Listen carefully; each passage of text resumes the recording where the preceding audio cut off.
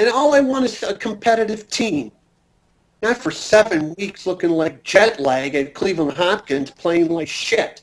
I just want a competitive team. If we lose by 3 points, if we lose by 7 points, that's great.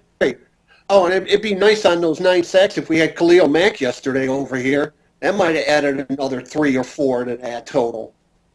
George, one last question. I needed Snowy's reaction to Ohio State and Notre Dame in the Fiesta Bowl. Oh, absolutely happy, along with my other Bear Brutus. And how about Mount Union advancing to the D3 finals? So Little Ohio State possibly could win a championship. So that's great. And George, just as a public service message, is there anything else you need to get off your? Is there anything you're upset about? There's got to be something bad going on in your world.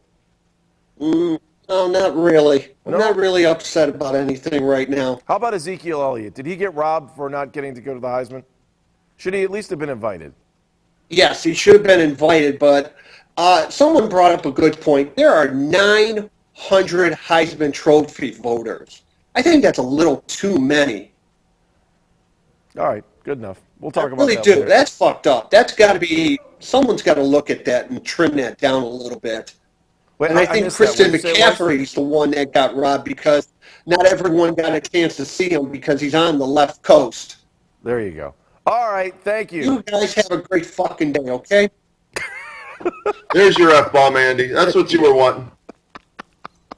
That's what you wanted, right? You wanted him to drop an F-bomb or two, and he threw you 2 out there to make you laugh and feel good. You threw that out there, and you reeled that baby in, and you got your F-bombs. I want people to realize that there aren't any rules. There's no rules. Like, we don't, you can say, Kenny, that's the beauty of this show. Yeah. I mean, seriously. I mean, what we do, we're confined throughout the day when we're doing our shows that we have to kind of just stay on the narrow. That's why I like it when people go off. I have no problem with that. None. It's fun. And here's the thing. I'm with you. Ezekiel Elliott did get robbed. He should have been at least at the ceremony. Consider this, and I love Urban Meyer. You can't complain about Urban Meyer. 4 years there. He's going to go 50-4 if they beat the Crying Irish of Notre Dame. He's won a national championship, a Big Ten championship, an undefeated season. He's 4-0 against Michigan. I really can't complain about much, but he cost Ezekiel Elliott at least a trip to the Heisman Trophy ceremony by not using him the way that Nick Saban used Derrick Henry. Derrick Henry had 90 carries the last 2 games. Ezekiel Elliott had 94 carries, I think it was, the last 4 weeks. So that blame goes on Urban Meyer for not using Zeke the way that the McCaffrey was used in Stanford, the way that Henry was used in Alabama. And I did the math. If you give Ezekiel Elliott the same amount of carries as Henry or McCaffrey, he has more yards and more touchdowns than either one of those guys based on yards per carry average. Hey, I want to continue on with Browns coverage. Before we leave, though, I want to ask about Greg Schiano and your thoughts on that. Let's. I want to go back to the Skype lines, though. And standing by is, who do we got? Richard Miller from Cincinnati Browns backers. Nice. All right. Hey, Richard, how are you? Hey, how you guys doing? Awesome. Thank you for joining us. Boy, I got to tell you, a lot of misery down on the river today. The ship seems to be sinking in Cincinnati, isn't it? Well, it just shows what happens. You get one injury, and look what happens. All right, so let's talk about the Browns first. Just your thoughts on yesterday's Browns game. A win's a win, and you take it. And Johnny Manziel looked a lot better yesterday, and we were very happy to see it. So, although I have to say the tavern's looking a lot like Cleveland Browns Stadium. Used to be you had to get there an hour and a half before the game if you wanted a seat. Now, wander in any time, plenty place to sit. Yeah, did you go to the game yesterday? No, we were there at the tavern. Yeah, with the Lucky Dog Grill where we're there. Well, it's funny because that bar kind of resembled First Energy too. There was hardly the tailgating yesterday up here at the Muni lot looked like it was about 55 to 60%, at least at the time that we drive by. I think it's interesting. Let me ask you this, just from the Cincinnati perspective. What do you think, and Cincinnati Browns backers perspective, if you're listening or just joining in for the first time, what do you think is going to happen in the offseason here? What happens? Well, I'll tell you what I hope happens, and that is, as much as I know people are calling for changes with Farmer, if you go back and look at it, that's been our problem. I mean, I saw a graphic the other day in the Bengals game Brian Hoyer was 10-6 as a quarterback. And he had a couple of bad games, and we booed him off the field and wanted Johnny Manziel. And, if you just keep changing things, is Patton the answer at coach? I don't know, but how do you judge that with the talent he's got? And, he could be a great coach. I mean, look at Bill Belichick. Belichick became a great coach when he wasn't behind a guy trying to move a team. So, I'm just hesitant to see this constant change all the time because then we're right back where we were.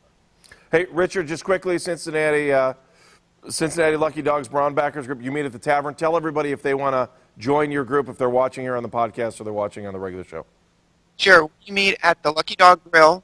It's at the corner of Route 42 and Tylersville Road. Same Route 42 that's Pearl Road in Cleveland. You could literally take it all the way down here to Cincinnati. And we're right at 42 and Tylersville Road, Easton, Ohio. That's a long, long drive. Just curious, have you run into any of your Bengal colleagues, friends at work there? Oh, yeah. I mean, we have many, many people here. But you have to understand that this is a baseball town, not a football town. So the Reds were horrible. They doubled the Indians in attendance. And yet, this is the first year Bengal games aren't blacked out. So... yeah, well, that's because they changed the rules. Yeah. Thank you. We appreciate it. We'll talk to you soon. Thank you guys so much. All right, Risto, what are we doing here? Where do you want to go next? We got Tubby standing by, so let me get him up. Is Tubby on the line or no? I got to get him up, but we got All right, so wait, let me go back to Kenny here for a second. Hey, Kenny, I just, as we look at these next couple of games, I'm still just trying to figure out what I was at the game yesterday, and I'm still trying to get a feel for what's going to happen after the Steelers game. Who's going to get fired? Who's not going to get fired? Do they want to stay the course? Do they not want to stay the course? I would say the best feeling I got still for Mike Pettin is it's 50-50. I don't know that Jimmy Haslam wants to pull the trigger. I also thought yesterday for a little bit that Ray Farmer was just done. Like, I've thought that a couple times over the last couple weeks that there's no way they can go back to Ray. And, you see Ray out on the field before the game talking to Jimmy. Look, if there's no relationship there, I don't know that they're comfortable enough to stand out on the field together and have a conversation, unless it's a show. But I don't think it was a show. Your thoughts? Ray Farmer's trump card, if he has one, maybe is that he drafted Johnny Manziel because he was told by the owner to draft Johnny Manziel, and therefore it wasn't his draft pick, it was Jimmy Haslam's draft pick.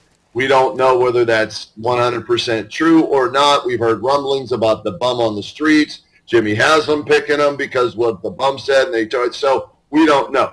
That, if you're Ray Farmer, if that's the case, then maybe you have the fact that Mike Pettin wanted Gilbert and Haslam wanted Manziel, and so you gave in to both of those guys in your first year because you weren't there to hire Mike Pettin. Mike Pettin was there before you, so you wanted to make Mike Pettin happen. You wanted to make Jimmy Haslam happy. Now, this past year, if those are Ray Farmer's picks, you cannot be happy with Danny Shelton or Cameron Irving. Again, yesterday, third consecutive game, Andy, they had a field goal blocked, and if you slowed it down and watched it, where'd the rush come? The teams are seeing this right between Cam Irving and Danny Shelton for the third consecutive game. So based on the 4 first-round picks over the last 2 years, if you're hanging them on Ray Farmer, there's no way he can be back. But if that first year he picked those 2 players for the owner and the coach, then maybe that's his lifeline that's left to keep him within the Browns organization. It was funny. One of my buddies yesterday saw Ray Farmer looking at his watch and was wondering if he had an Apple Watch and if he was texting down to the sidelines thinking the NFL wouldn't know you could text on one of the Apple Watches. Kenny, I have a feeling when this thing's all said and done, someone's going to do a story, maybe us, maybe you, that a lot of the things I think we believe to be true may not be true. Like, I may not be 100% all in on thinking that Mike Pettin's guy was Justin Gilbert. And you say it, I say it too, because I had heard enough people say it in the beginning that right. I believe it. But I'm starting to get a read that maybe that wasn't 100% Mike Pettin. We don't know for sure, right? No. I mean, these are rumors. These are things we hear from our sources, and you have to trust your sources. But you don't know for sure. If here's the way I look at it. If Farmer gets a third year, I've got to believe that was the case. If he doesn't, then I think we'll know those draft picks are on Ray Farmer. And if you're going to have a top 3 pick in this upcoming draft, and that's the thing that hurt yesterday, yes, it's a victory Monday, and you're celebrating as a Browns fan, 9 sacks. Johnny made baby steps and threw a touchdown pass and all of that. But you may have cost yourself the first overall pick in the draft with that win, and when April or May, whatever it is this year, rolls around, will you look back and say, damn, that they shouldn't have won that game, or are you going to look back and say, no, that's all right, the second or third pick's fine, but then you miss out on your draft pick that maybe you really want, or could be the franchise changer. But the question is, who will be making that pick for the Browns? All right, let's come back to this in a second. Tubby Dog is standing by. Tubby was nice enough to pull over in his car. Yo, what up? What's up, my PSAC brother? What's going on? What's crack-a-lackin'? Thoughts What's up, on the home game? skillet? Hey, what's going on, Road Dog? But hey, you know what, Kenny? I got to take issue with you on a couple of points, okay? What? Okay, first of all, I understand the blocking on the field goal and stuff, and yeah, it's kind of on those guys, but Coons is also a low ball kicker. That kid's got to figure out how to get a little bit more lift off the ball. He was perfect for what, the first 18, then all of a sudden there's 3 that he's not perfect on? To me, that's more blocking than him. I won't completely rule him out, but I think it's more on the blocking when I see guys splitting the 2 defenders.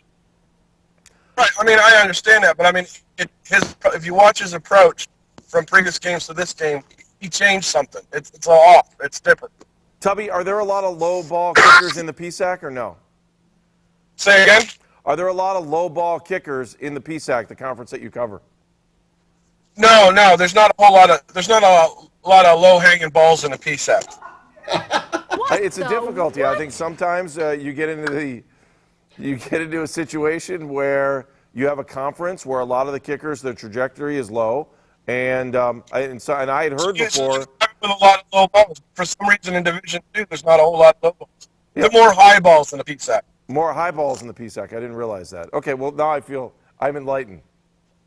Right. What else And then the second point is, let's talk, Tubby talking Dog. about swing and then messing up the first round draft pick. I've been looking at the mock drafts and all that stuff coming out as much as I can, and I'm really not seeing that franchise-making player. I mean, there's no Amari Cooper, there's no receiver. Even the quarterbacks aren't like that everybody's salivating to get that number 1 pick. I believe consistently, like if you look at everybody's, you can draw a line across the draft, and all the talent level for the top 10 picks is going to be about the same. Their respective positions. I mean, there's no true game team in the top 10. So even if we drop down like out of the first round pick and go into like 4, 5, 6, it's still not that bad. Tubby, your phone line's busting out, man. I wish maybe just go find another spot and call us back in a couple seconds. All right. It's just, or you know what? I don't know. Are you on? Are you using like a microphone off of your phone or something? Does the PSAC sponsor your connection?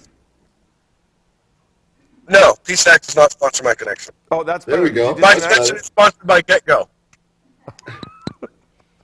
Nice. Is that better? Yeah, it's better. I can hear you a little bit more. Here's what I'll say to his point about the first round pick. That's where your scouting staff comes into play, Tubby. Your scouting staff has to find that best player in the draft, and that's something the Browns have not done. Look at Khalil Mack. Look at, go back over. Odell Beckham Jr. was out there. There were guys to be had, and they passed on those guys even when they traded down. So you've got to be able to find who that best player is. Is it Joey Bosa if he comes out? Is it the Heisman Trophy winner, Derrick Henry, if he comes out? Is it Dear God, no Alabama running back. For fuck's sake. Avoid that shit like the plague. What's that? Alabama running backs, avoid him. Is that what you're saying, Tubby? Oh, I don't disagree. I'm just saying your scouting staff needs to identify those guys. Hey, look, I'm willing to give a guy a break because he's in his first year. Tubby, we're going to let you go just because we're having trouble with the line. Thanks, bud.